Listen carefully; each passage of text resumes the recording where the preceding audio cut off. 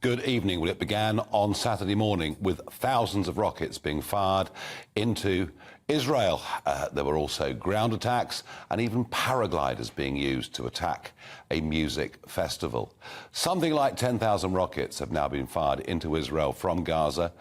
And I have to say, maybe 900, maybe 1,000 people now being killed in Israel. Several hundred, of course, being killed with counterattacks that have taken place, aerial counterattacks in Gaza itself. The numbers of that we don't know, maybe 400 or 500, perhaps it's even more than that. 10 Britons are thought to be amongst those who have been killed.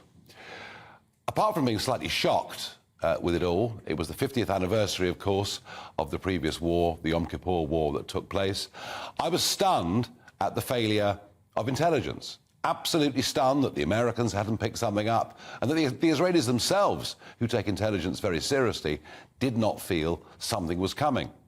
The Egyptian intelligence minister has claimed today that he gave them 10 days' notice that something very sinister and very bad was about to happen, but Israel denied this. I have to say, my initial response on Saturday and into Sunday was one of real anger at the BBC.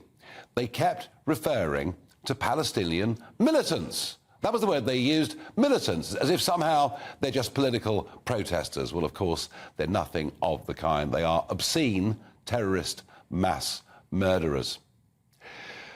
One of the factors that I think has led to this is the deal with Iran, struck by President Biden not so long ago, which freed up $6 billion for the Iranians to use. And by the way, we're not exempt from this because as EU members, for many, many years, we were giving money to various Palestinian organizations, often not asking how the money was actually going to be spent.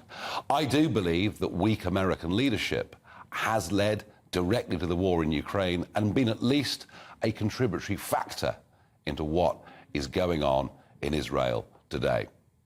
Where do we go from here? It's not simple. As you know, they have taken hostages. Those hostages have gone into Gaza. Gaza is one of the most heavily populated parts of the world. About 2.4 million people living in that small territory. Now, clearly, Israel has to fight back. It has to do its best to try to eliminate Hamas.